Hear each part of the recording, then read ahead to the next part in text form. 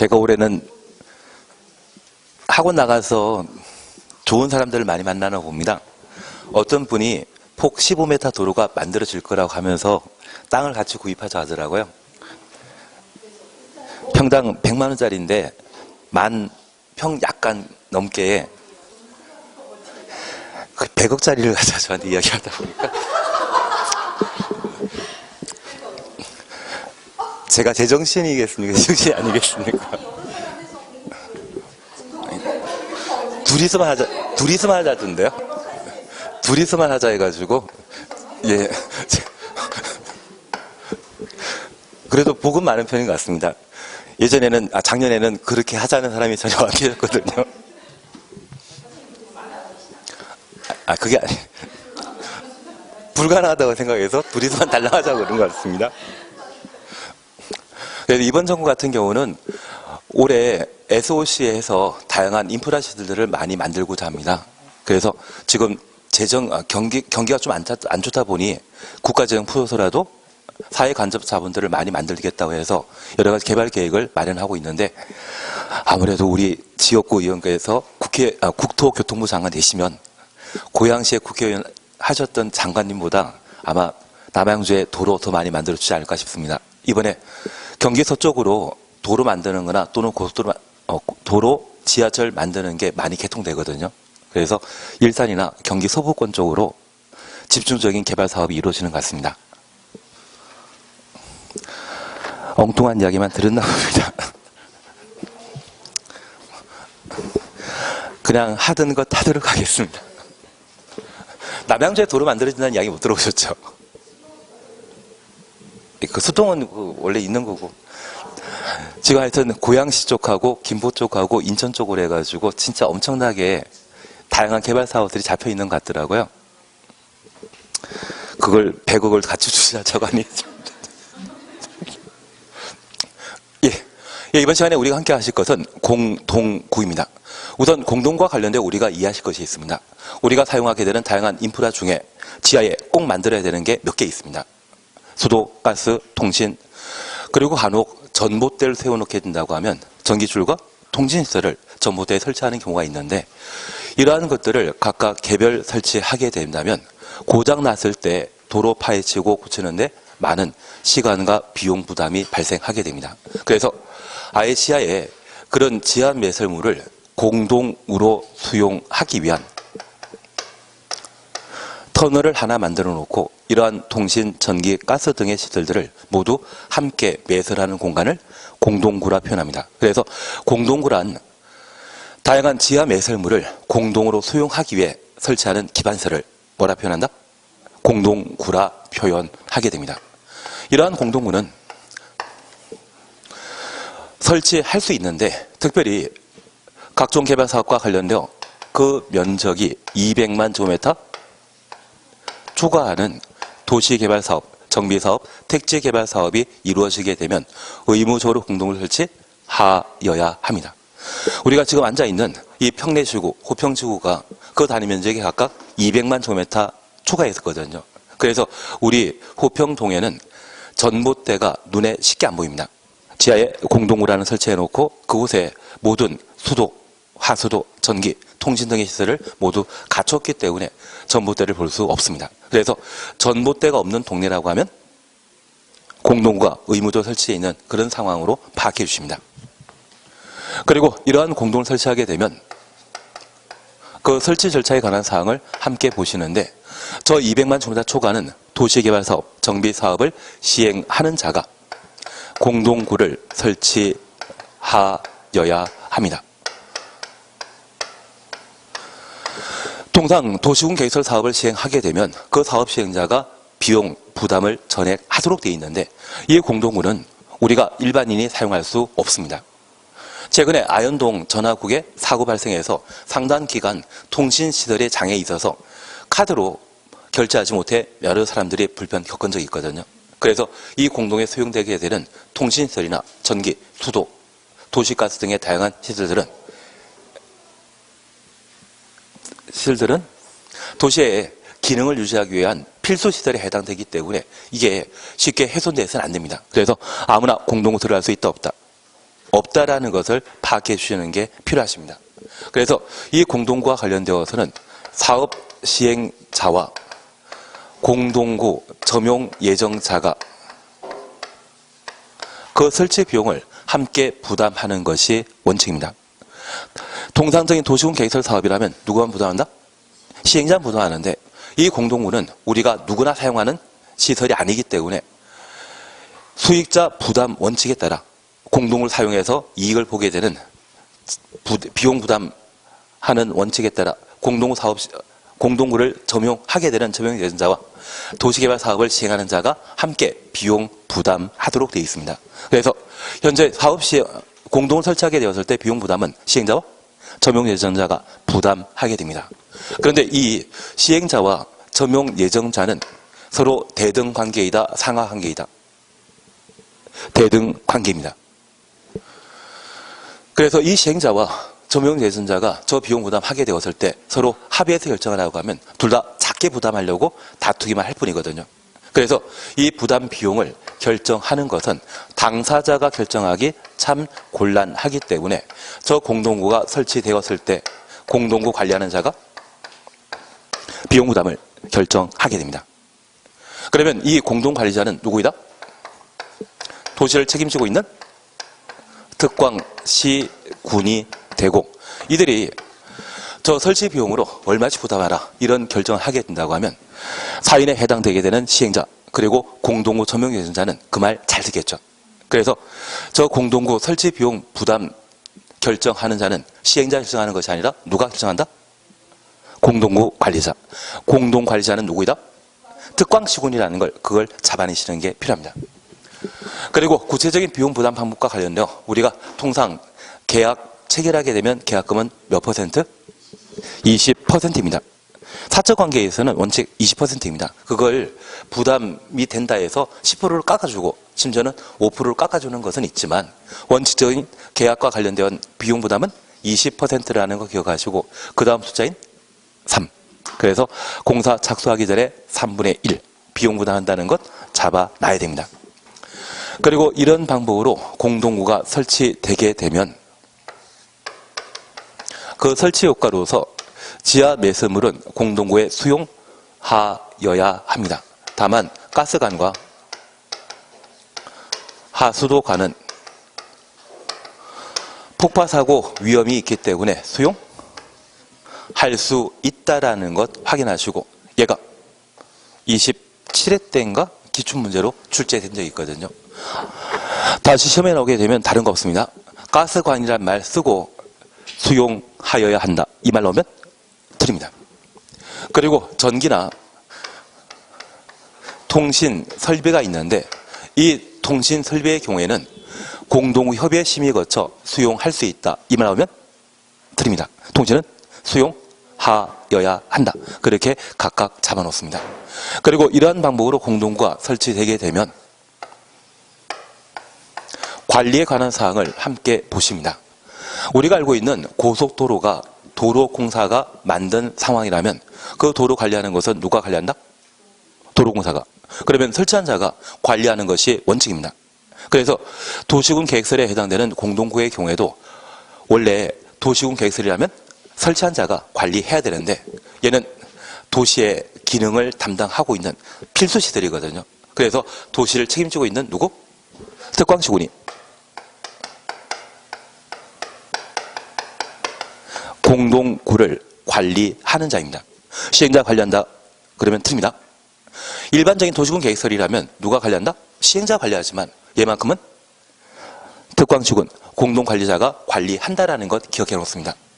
그리고 이들이 관리하게 되면 그 관리 방법과 관련되어 5년마다 안전 및 유지 관리 계획을 수립하고 1년에 1회 이상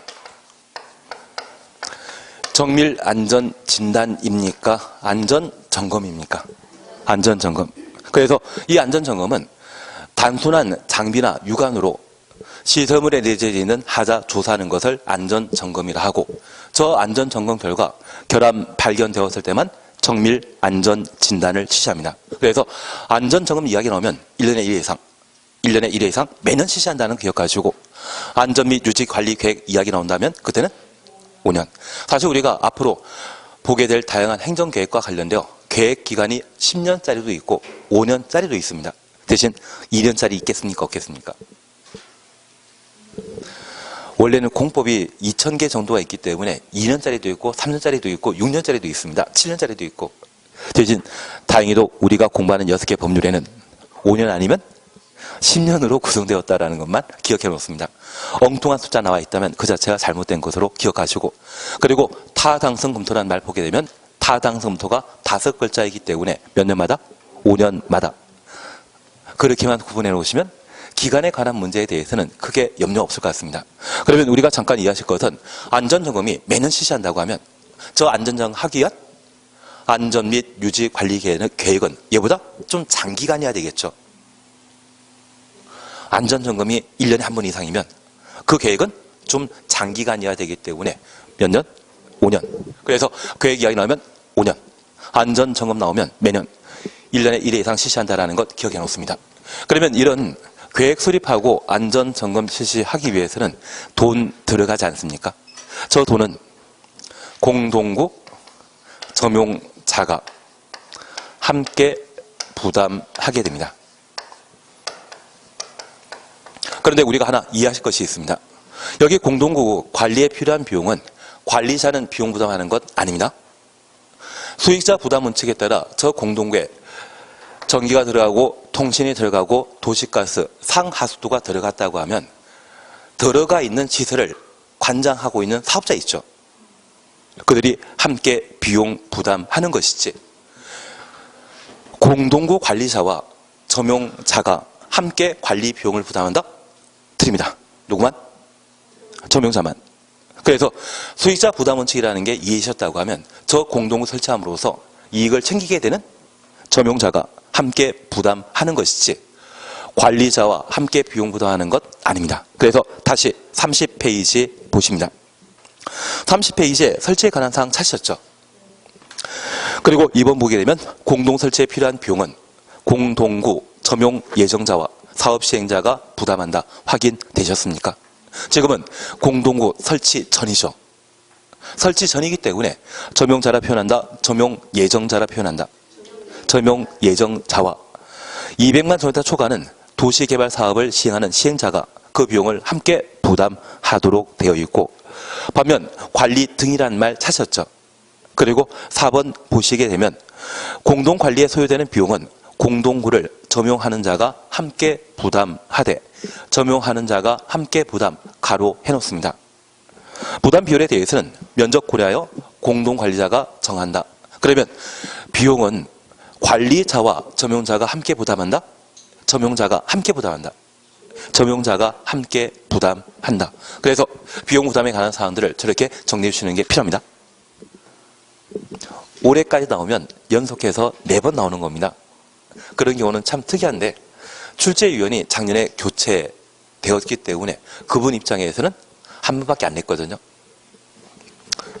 그래서 우리는 3세판이라는 말을 듣긴 들었지만 그게 적용 안 될 수 있는 것이 여기 공동구라는 것 생각하시면서 여기까지 봐놔야 됩니다. 그리고 3번 도시개발 사업 시행에 관한 내용을 함께 보십니다. 우리는 앞서 개념 정의에 관한 사항들을 각각 보신 겁니다. 이제 두 번째 보실 것은 저 도시군 개설 사업 시행 절차에 관한 내용을 함께 보십니다.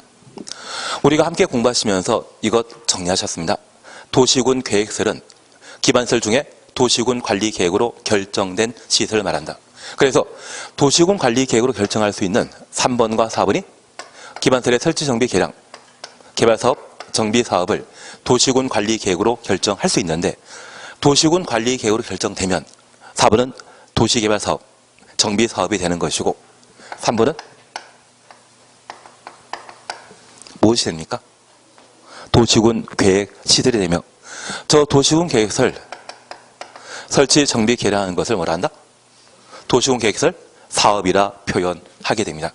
결국 저 도시군 계획설 사업하고자 한다면 저 기반설 중에 도시군 관리 계획으로 결정해야 되죠.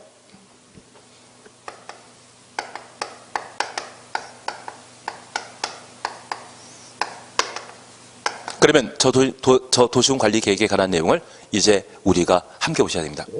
다만 우리 4번과 관련되어 도시개발 사업이 결정되었다면 도시개발 사업하는 장소를 뭐란다? 개발구역. 왕숙 지구가 개발구역이죠. 정비사업이 결정되었다면 정비사업하는 장소를 뭐란다? 정비구역. 반면 도시군 개설 사업하는 장소가 있다면 걔를 뭐란다? 도시군 개설 부지. 개발 사업하는 장소는 개발구역이고 정비 사업하는 곳은 정비구역이고 도시군 계획설 사업하는 장소는 도시군 계획설 부지. 그러면 저 기반설 중에 도시군 관리 결정되었을 때 도시군 계획 시설이라 하면 저 도시군 관리 계획을 입안하고 결정하는 자가 입안권자, 결정권자이죠. 그래서 입안권자는 특광시군의 원칙적인 입안권자이고 예외적으로 국토, 결정권자는 시의사 대도시장이 원칙적 결정권자이고 예외적으로 국토교통부 장관, 지구 단위 계획에 국한해서만 시장 군수도 결정권자였던 것 기억하십니다. 그런데 이러한 기반설의 설치 정비 계량을 입안하고 결정하게 되면 이는 집행에 관한 사항으로 도시를 성장 발전시켜 나가는 자는 도시를 책임지고 있는 자가 해야 되죠. 그래서 결정권자가 고시하도록 되어 있습니다. 다만 우리 약속하셨습니다. 여기에 도시군 관리계획과 관련된 관할 관청의 업무 범위에 대해 현재 입안권자하는 것은 딱 3가지라 했습니다. 지정되면 작성하는 것. 그리고 2번째, 단계별 집행계획 수립하는 것. 그리고 3번째, 도시군 계획시설 사업을 시행하는 것. 이 세 가지만 입안권자가 처리하면 저 도시군 관리 계획이 결정되었을 때 이를 고시하는 자는 누구다? 입안권자는 이 3가지만 하면 나머지는 다 결정권자입니다. 그래서 우리 국토계획법은 사실 도시군 관리 계획에 관한 사항이 시험 문제가 9개 나옵니다. 그 9문제에 관할관청은 입안권자 아니면 결정권자입니다. 이 3가지 업무만 입안권자 처리하게 되면 나머지는 누가 한다? 결정권자. 이것 빼곤 나머지는 다 누가 한다? 결정권자. 제발 그렇게 해주셔야 됩니다. 그리고 이렇게 도시군 관리 계획을 결정 고시하게 되면 2개 만들어야 됩니다. 사실 도시군 관리 계획에 효력 발생하고자 한다면 도시군 관리 계획 결정 고시한 날 효력 발생한다? 지정되면 고시한 날 효력 발생한다. 그래서 지정도면 작성하고 고시하게 되면 다음날 효력 발생한다. 당일 발생한다. 당일. 그래서 우리가 민법 공부하실 때 초일 부동산의 원칙을 공부하셨지만 이 도시군 관리 계획은 부동산에 대한 구속력 있는 행정 처분으로서 부동산의 가치가 달라집니다. 만약 오늘 농림지역이었는데 내일 도시로 바뀌었다고 하면 땅값 많이 올라가거든요.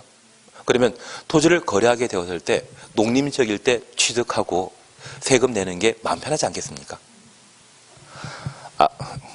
하여튼 아까도 이상한 이야기 드렸는데 딱 둘이서 100억 가지고 뭐 하자고 하는데 할 말이 없긴 없지만 그게 발표되고 나면 아마 그 땅이 500에서 1000까지 올라갈 겁니다. 15m 도로 만들어지게 되면 용도 지역 자체가 바뀌어버리기 때문에 그렇게 올라갈 텐데 올라가기 전에 그 땅 사서 거래하면 세금 많이 내야 되지 않겠습니까? 그래서 다음날 효력 발생하는 것이 아니라 언제? 고시한 날 효력 발생한다는 것 잡아놓습니다. 진짜 나중에 우리가 지금 공부만 안 하셨다고 하면 지금 당장 김포, 고양시, 인천 쫓아가야 되는데 앞으로도 그런 게 많지 않겠습니까? 천천히 하시면 됩니다. 예, 그래서 여기 지정도면 고시하게 되면 그날 효력 발생한다는 것 기억해 놓습니다. 그리고 우리가 기억하실 것이 있습니다. 용도 지역을 지정 변경하게 되면 어제까지 농림지역이었던 땅이 오늘 도시지역 중에 상업지역으로 바뀌었다. 손가락질 하면 되거든요. 우리 학원 있는 땅은 상업지역이다, 주거지역이다. 상업지역. 그래서 우리 호평동 사거리에 딱 서서 어디가 아파트 만들어진 곳이라면 주거지역이라고 손가락질 할 수 있고 이마트 보게 되면 저기가 상업지역이야 손가락질 할 수 있지 않습니까? 그러면 용도지역의 지정 변경은 돈이 안 들어갑니다. 반면 도시군 개설 사업과 관련되어서는 도로 만들기 위해서는 땅을 강제 수용하고 보상을 지급해야 되며 도로 설치하는데 많은 예산 들어가지 않겠습니까? 그래서 다른 도시군 관리 계획과 달리 도시군 계획설이 결정 고시되게 되면 3월내 단계별 집행 계획을 수립해야 되는데 저 단계별 집행 계획은 누가 수립한다? 입안권자가. 그래서 지형도면 작성하는 자 입안권자, 단계별 집행 계획 수립하는 자 입안권자, 도시군 계획설 사업을 시행하는 자 입안권자, 대신 지형도면 고시하는 자는 결정권자. 그러면 이제 지형도면이 고시되게 되면 도시군 계획설 결정은 효력 발생한 것이고 그 효력 발생은 언제? 지형도면 고시한 날 효력 발생하게 됩니다. 저 지형도면 보게 되면 어디에 도로 만들어지는지 어디에 학교 만들어지는지 우리 이제 알게 된 것이죠. 근데 저 하나 여쭙게 게 있습니다.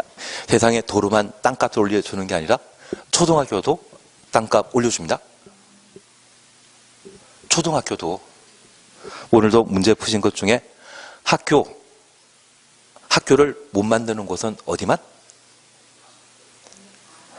학교를 상업적 학교 만들 수 있습니다. 공업적 가능합니다. 오직 안 되는 곳 전용 공업적. 그러면 농림지역이건 자연환경보전 지역이건 관리지역인 관계없이 초등학교는 만들 수 있다 없다? 맞췄습니까? 못 맞췄습니까? 그냥 하던 거 계속 해야 될 것 같습니다. 제가 딱 엉뚱한 짓 하고 있나 봅니다. 그래서 우리가 이해하실 것은 여기까지를 1단계 도시군 계획설 사업 절차로 정해 놓게 되는데 저 도시군 계획설은 도시군 계획설 결정 고시하고 즉시 지형도면 작성 고시하면 뭐가 나온다? 도시군 계획설 사업 할 수 있는 장소 나오는 것이죠. 그 장소를 말한다? 도시군 계획설 부지가 나오게 되는 겁니다. 저 도시군 계획설 부지가 결정되고 나면 그제서야 2단계 절차로서 해당 도시군 계획설 사업을 시행할 자가 등장해야 되고 저 시행자는 실시 계획을 작성하고 인가받고 고시함으로써 공사를 개시하게 되는데 만약 내가 살 집을 만들고자 한다면 뭐 받아야 된다? 건축허가. 만약 내가 아파트 단지를 한번 만들어 보겠다. 그러면 사업계획 승인 받아야 되거든요. 각종 공사를 하고자 한다고 하면 각종 인허가 받아야 되는데 여기 도시군 계획설 사업과 관련되어서는 도시군 관리 계획을 결정했다 해서 바로 공사 착수하는 것 아닙니다. 공사 착수는 바로 2단계인 무엇? 실시계획 인가받고 뭐 해야 됩니까? 고시한 때 공사를 개시할 수 있는 겁니다. 그래서 저 2단계는 공사 개시와 관련된 관계인 시행자와 실시계획 인가를 봐주는 게 필요합니다. 다만 우리가 약속하신 게 있습니다. 현재 입안권자 담당하는 다양한 업무조는 딱 3가지거든요. 그 3가지 중에 3번째 뭐다? 도시군 계획설 사업은 누가 한다? 입안권자 하는 것이죠. 시행자는 누가 하는 것이다?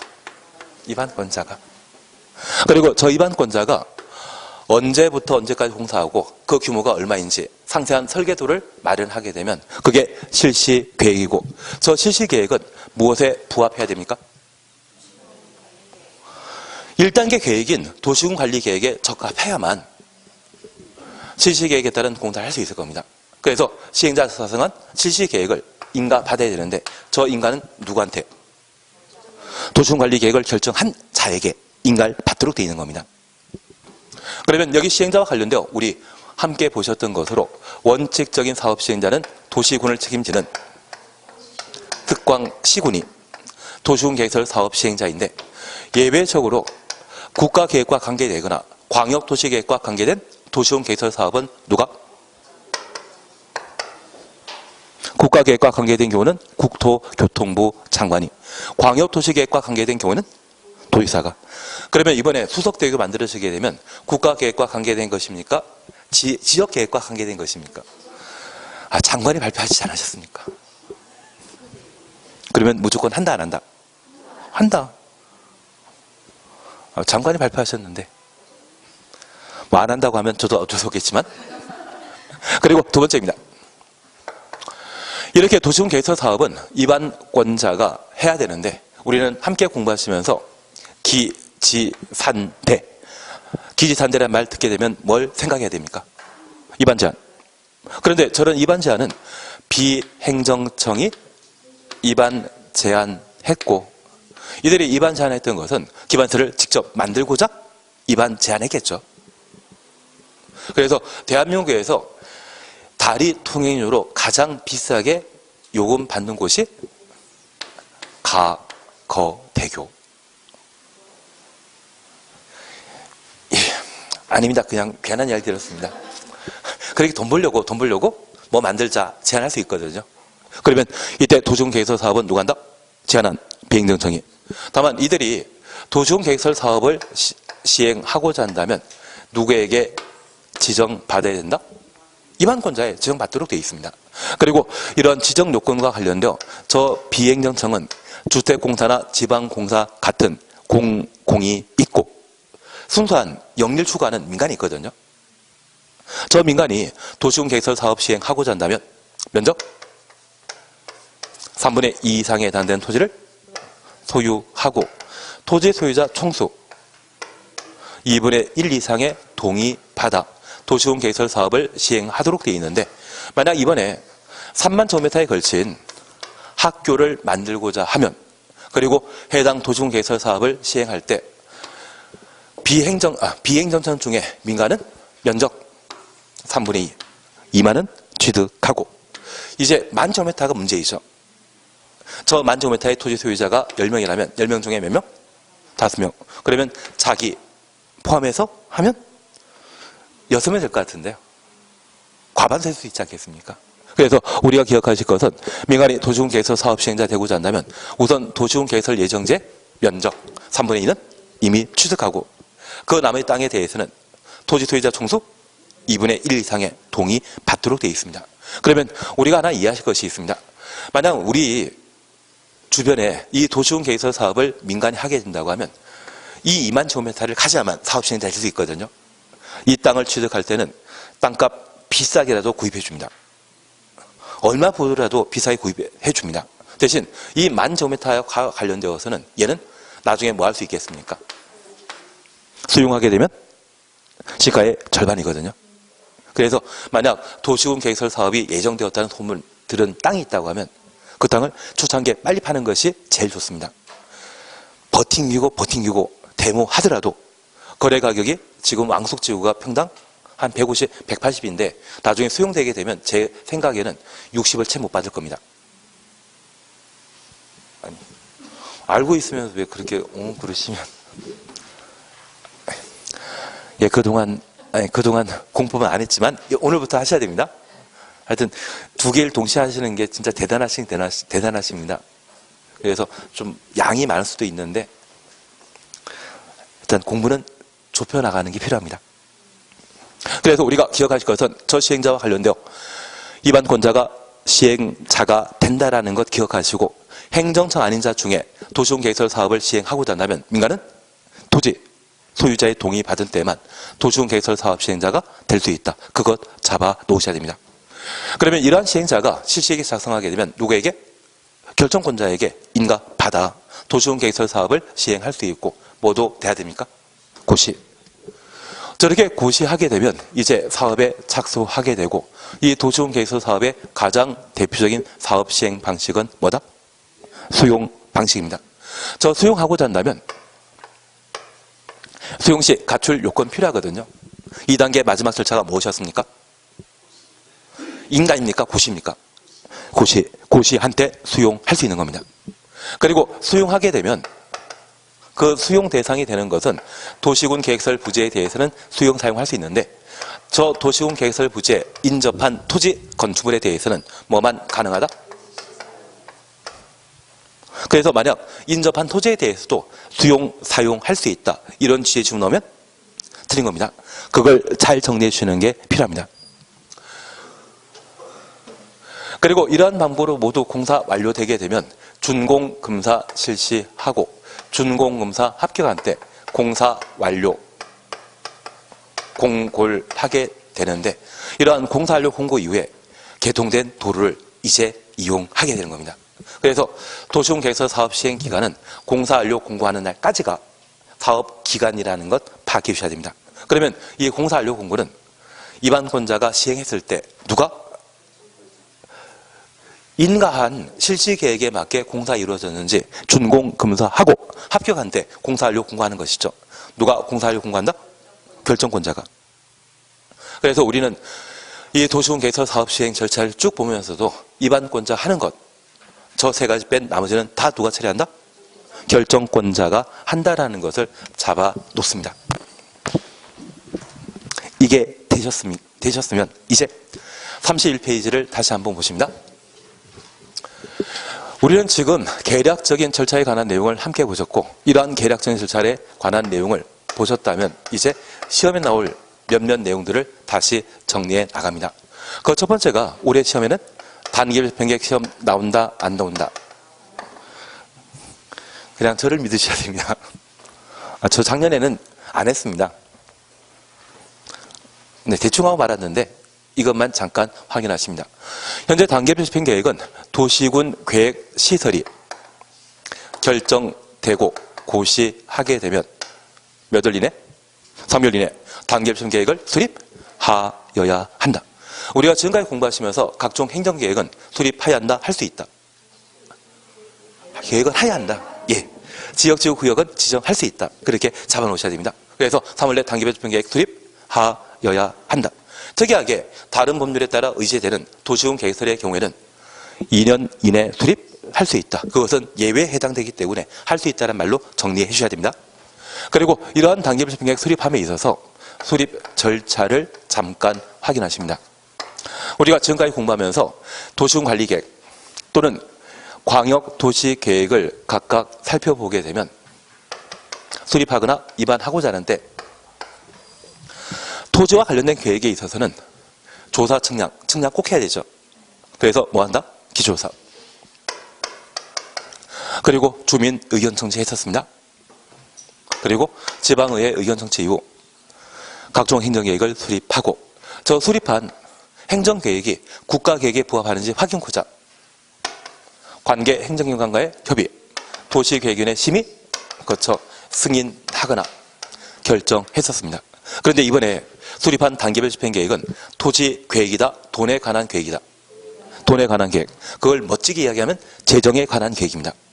그 재정에 관한 계획을 수립함에 있어서 기초조사할 필요 없습니다. 기초조사는 측량하는 것이거든요. 돈에 관한 계획에는 측량할 필요 없다. 그리고 두 번째입니다. 이번에 도시군 개설 사업과 관련되어서만 단계별 집행계획 수립하는 것이죠. 저 단계별 집행계획 수립했다는 것은 수용했을 때 보상금 지급과 관련된 계획을 수립하는 겁니다. 그러면 수용 대상 토지 소유자는 빨리 보상금 받고 싶어 한다? 10년 뒤에 받고 싶어 한다? 빨리 받고 싶어 합니다. 도시군 계획설 부지로 결정되었다면 땅값은 10년 지나한다 할지라도 그 가격 똑같습니다. 대신 10년쯤 지나면 주변 토지 가격은 오를 만큼 올랐기 때문에 10년 뒤에 받는 보상금 가지고 대체 토지를 취득하게 되면 큰 재산 피해가 있을 겁니다. 결국 저 단계별 집행계획 수립할 때 주민 의견 청취 들을 필요 없다. 천천히 받겠다는 분이 계시면 들을만 한데 다 똑같은 말이거든요. 그래서 가끔 누가 대통령 나왔으면 참 좋을까 그 여론조사하는 게 있지만 한 사람에게 표가 몰린다면 여론조사할 필요는 없지 않겠습니까? 그런 것이 주민 의견 청취의 성격을 가지는 것으로 파악해 놓습니다. 그리고 이번에 저 단계별 집행계획은 돈과 관련된 사안인데 저것 국가 예산으로 집행한다? 지방 자치단체 예산으로 집행한다? 지자체. 그러면 지방 예산은 지방의회 의견 청취 심의 거쳐 편성할 수밖에 없죠. 그래서 단계별 집행계획 수립하는 때는 지방의회 의견 청취 진행하도록 되어 있습니다. 관계 행정기관과의 협의한다 안 한다? 합니다. 만약 이번에 만드는 게 학교라고 하면 학교는 남양시장이 만들지만 이를 관리하는 곳은 어디? 교육청. 그러면 저 학교 만들었을 때 학교에 필요한 인력 배치해야 되지 않겠습니까? 그리고 우리 남양주에 종합병원 없기 때문에 시립병원을 하나 만들게 되면 아마 보건복지부에서 의사 선생님 배치해야 되거든요. 결국 관계 행정기관에서 일정한 협조가 필요하기 때문에 관계 행정기관과의 협의 절차 반드시 거치도록 되어 있습니다. 도시계획위원회 심의한다 안 한다? 안 한다. 여기 도시계획위원회 심의 구성원은 대학 교수인데 이런 이야기 있지 않습니까? 이분들 돈과 군인, 공무원 돈을 먼저 보면 먼저 본 사람이 임자라고. 그런 거 못 들어보요. 이분은 돈과 친하시다, 돈과 친하지 않다. 예, 안 친하면 돈에 대한 문제를 이분들에게 물어볼 필요 있다 없다. 이해하시는 걸로 알고 있겠습니다. 그래서 앞으로 이분들과 군인들과 공무원들은 좀 친해지. 예, 저는 친하려고도 잘 안 되더라고요. 그냥 하던 것만 계속 하도록 하겠습니다. 예, 그래서 여기 단계별 집행계획 수립함에 있어서 그 수립 절차는 수립하는 입안권자, 국토교통부 장관, 지도이사, 시장, 군수는 지방의회 의견 청취하고 관계 행정기관과의 협의 절차 거쳐 단계별 집행계획을 수립하는 것이지 도시계획위원회 심의 거친다? 주민 의견 청취한다? 그러면 이러한 단계별 집행계획과 관련되어 우리가 다시 하나 기억할 게 있습니다. 우리 공법에는 주민 의견 청취 하도록 되어 있는데 각종 행정계획 수립함에 있어서 딱 3가지의 경우는 주민 의견 청취를 안 하기로 했었습니다. 방금 보신 단계별 집행계획 기억나셔야 됩니다. 그리고 앞으로 우리가 공부해 나가실 것으로서 기반설 부담 구역이 지정 고시되면 1년 내에 기반설 설치 계획을 수립하여야 합니다. 저 기반설 부담구역 지정할 때 주민 의견 청취를 충분히 했고 1년 만에 수립하는 기반 설치 계획 수립 시에는 최대 1년 내 주민 의견 청취했기 때문에 또 한다? 건너뛸 수 있다. 건너뛰는 겁니다. 그래서 기반설 설치 계획 수립 시에는 주민 의견 청취 한다 안 한다? 안 한다. 그리고 3번째, 우리가 다음 주에 아마 개발법을 공부하게 될 겁니다. 저 개발법 공부하면서 저 개발법에도 도시군 계획시설사업과 똑같은 실시계획이라는 게 있습니다. 저 실시계획 수립할 때 또는 실시계획 인가 받을 때 주민 의견 청취 안 합니다. 그냥 외워도 되고 나중에 다시 한번 보셔도 되겠지만 현재 주민 의견 청취하지 않는 행정계획은 몇 번 있다? 3번 있다. 그러면 방금 보신 도시군 계획설 사업에도 실시계획 작성하고 인가 받도록 돼 있죠. 저 실시계획 인가 받는 때 주민 의견 청취 한다 안 한다? 아, 이때는 하고 저 때는 안 하고. 지금 국토계획법입니까? 개발법입니까? 아, 개발법의 실시계획은 주민 의견 청취 안 하는데 똑같은 실시계획이 국토계획법에 있거든요. 이때는 한다 안 한다? 저 3가지 안 하면 나머지는 한다는 것으로 정리해 주셔야 됩니다. 더 헷갈리신 것 같기도 한데 저 그동안 11, 12회 때도 1, 2회 때도 3, 4 때도 했고 지금도 하고 있는 중입니다. 예, 주민 의견 청취하지 않는 행정계획 딱 3가지라는 거 기억하시고 그중에 단계별 집행계획, 기반설 설치계획, 도시개발법의 실시계획 이 3가지의 경우는 주민 의견 청취 한다 안 한다? 안 한다. 그렇게 구분하시고 이 3가지를 뺀 나머지 행정계획은 행정청에서 수립하는 모든 계획은 주민 의견 청취하는 겁니다. 그리고 2번째, 이러한 주민 의견 청취하게 되면 그 방법은 딱 2가지입니다. 공청회 아니면 공람. 공청회는 딱 3번 있죠. 3번 빼고는 모두 뭐 한다? 공람입니다. 우리가 국토계획법에서는 광역도시계획과 도시군 기본계획 수립할 때 각각 공청회 절차를 진행했고 그리고 다음 주에 개발법 공부하시면서 도시개발구역의 면적이 100만 이상인 때는 공람 절차 거친 후 공청회를 개최하도록 되어 있습니다. 공법상 공청회는 몇 번 있다? 3번. 그중에 지금 기억하고 있는 것은 광역도시계획과 도시군 기본계획만 기억하면 됩니다. 다음 주에 도시개발법 공부하시면서 공청회 대상을 다시 한번 정리하게 될 겁니다. 그래서 단계별 집행계획과 관련된 내용 저렇게 구분해 놓습니다. 그리고 이 단계별 집행계획의 의미를 잠깐 확인하시는데 이 단계별 집행계획은 우리 남양주시의 예산은 무한정 배정되어 있다? 제한되어 있다? 제한되어 있습니다. 그러면 우리 남양주에 꼭 필요한 도시군 계획설이 100개인데 예산이 한정되었기 때문에 빨리 만들어야 될 그것을 1단계 집행계획에 포함시키도록 되어 있고 천천히 만들어도 되는 것, 그것을 2단계 집행계획에 편입시키는데 그 기준은 3년입니다. 최근 3년 내, 오늘부터 3년 이내 빨리 설치할 도시군 계획설은 1단계 집행계획에 포함되고요. 3년 뒤에 설치한다고 하면 10년, 15년, 20년 언제 설치할지 모르는 것을 말하거든요. 그러한 것들은 모두 2단계 집행계획에 포함되게 됩니다. 그래서 1단계 집행계획에 포함되었다고 하면 3년 안에 만들어진다는 이야기입니다. 그래서 GTX B 노선은 3년 안에 만들어지겠습니까? 5년 안에는 만들어지겠습니까?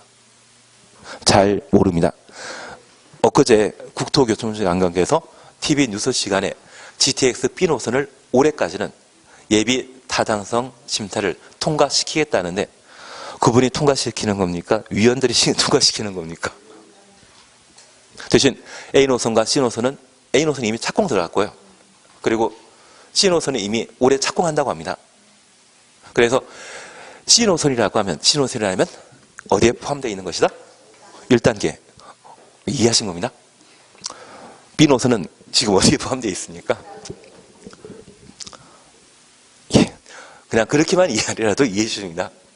예, 그 정도 파악하시면 단계별 집행계획과 관련된 내용 모두 해결되시는데 우리 약속했습니다.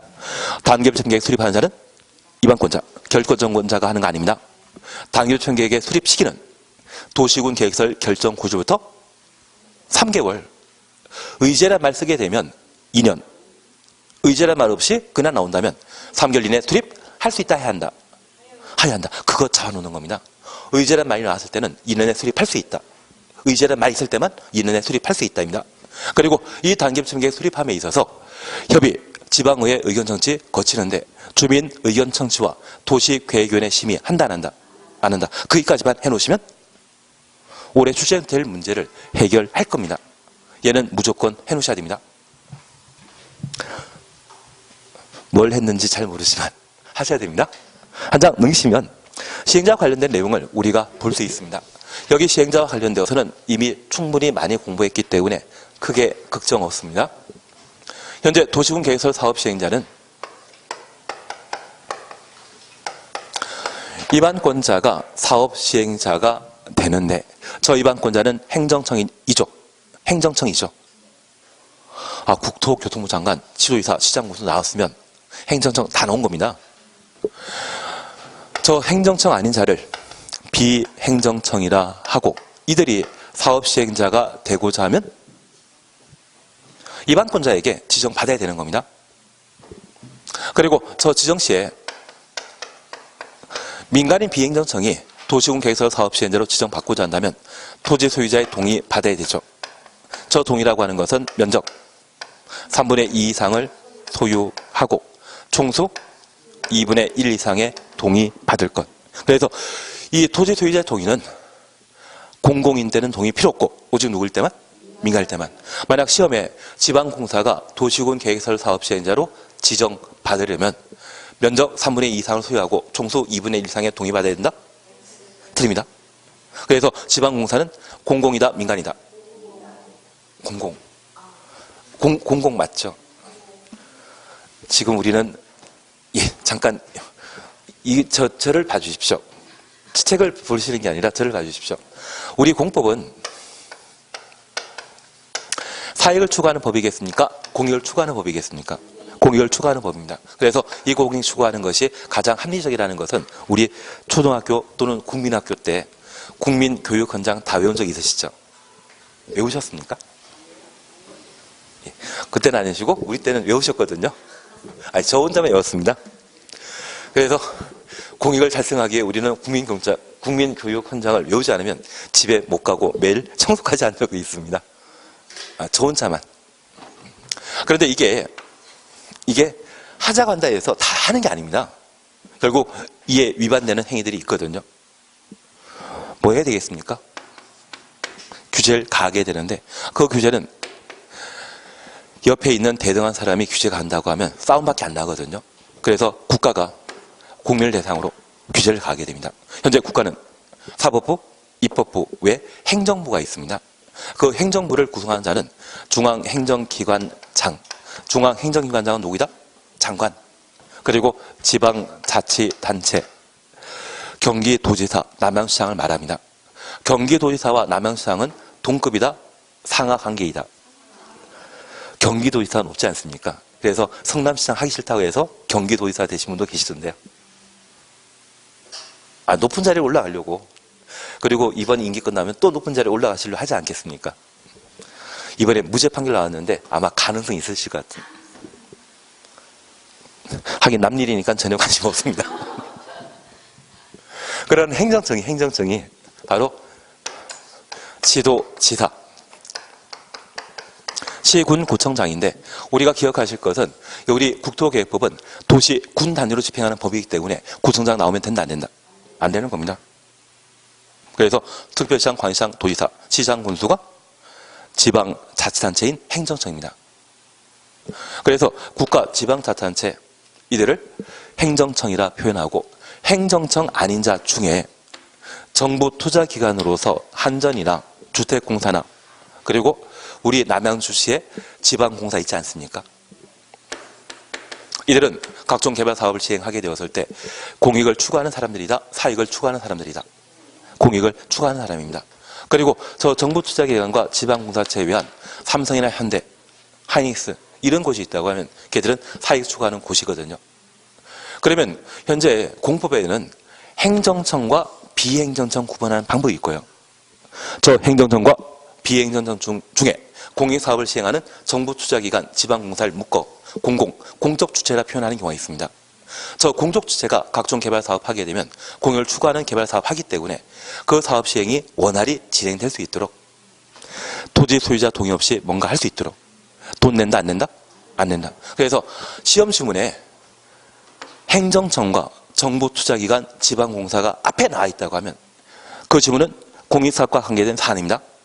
그 공익사업과 관계된 사업에 있어서 토지 소유자 동의 받아야만 반드시 뭐 할 수 있다? 그런 이야기 나오면 그 지문은 틀린 겁니다. 이해되시겠습니까?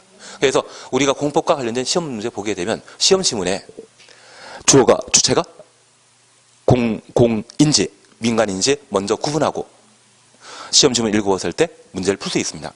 그리고 우리가 민법 공부하시다 보면 민법에는 지문 긴 것은 지문 긴 거 처음부터 다 읽어오십니까? 끝을 먼저 봐야 됩니까? 이제 알고 답하시는 건가요? 끝에 보면 유효, 무효, 취소라고 하는 결론이 나와 있거든요. 그 결론 보고 앞을 보셔야만 앞의 지문 구성이 유효를 또는 무효를 끌어내는 지문인지 생각할 수 있습니다. 그래서 문제도 많이 풀어보시면서 요령이 있으셔야 됩니다. 예, 제가 방금 한 거는 기억하지 마시고, 저는 공법이니까 공법 볼 때는 오직 뭐만? 주어에 공공인지 민간인지 그거 보고 문제 풀자. 제발 그렇게 해주십시오. 예, 그래서 사업 시행자와 관련되어 동그라미 니은 예외에 관한 사안들을 꼭 한번 봐주시는 게 필요합니다.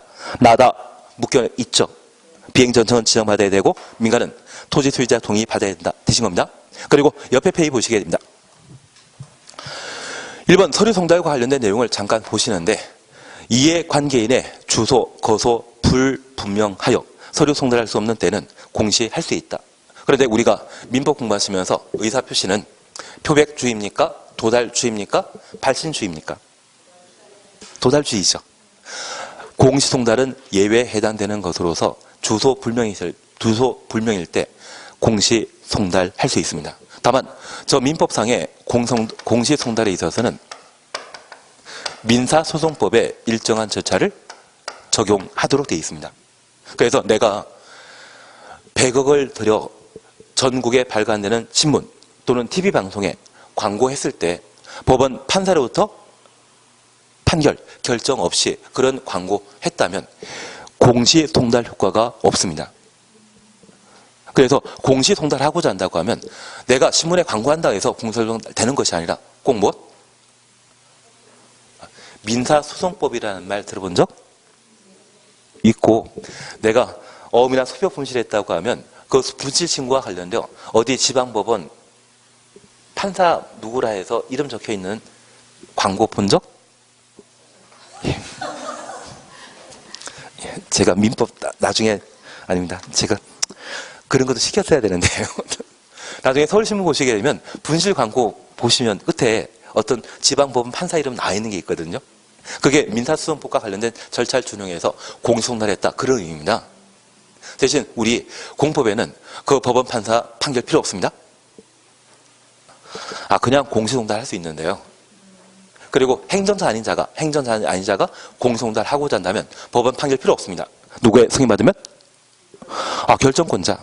우리 도시군 관리 계획과 관련되어 행정청은 딱 두 사람입니다. 입안권자 아니면 결정권자. 여기 공소송달과 관련되어 비행정청이 공시송달 하고자 한다면 누구의 승인받아야 된다? 결정권자의 승인받아야 된다. 그러면 충분합니다. 그리고 2번 수용 사용은 계속 보실 거죠. 별표 안 해놨습니까? 별표 해놓으십니다. 저 수용 사용하기 위한 요건은 뭐다? 실시계획 고시한 때 수용할 수 있는 것은 도시군 계획설 부지는 수용할 수 있고 인접한 토지에 대해서는 뭐만? 일시 사용만 할 수 있다. 한 장 넘기시면 4번 도시군 계획설 사업의 미시행 사실이었죠. 우리는 매수 청구를 봐줘야 됩니다. 대신 매수 청구를 봐주시는데 대신 지금 시간이 다 된 관계로 쉬었다가 하십니다.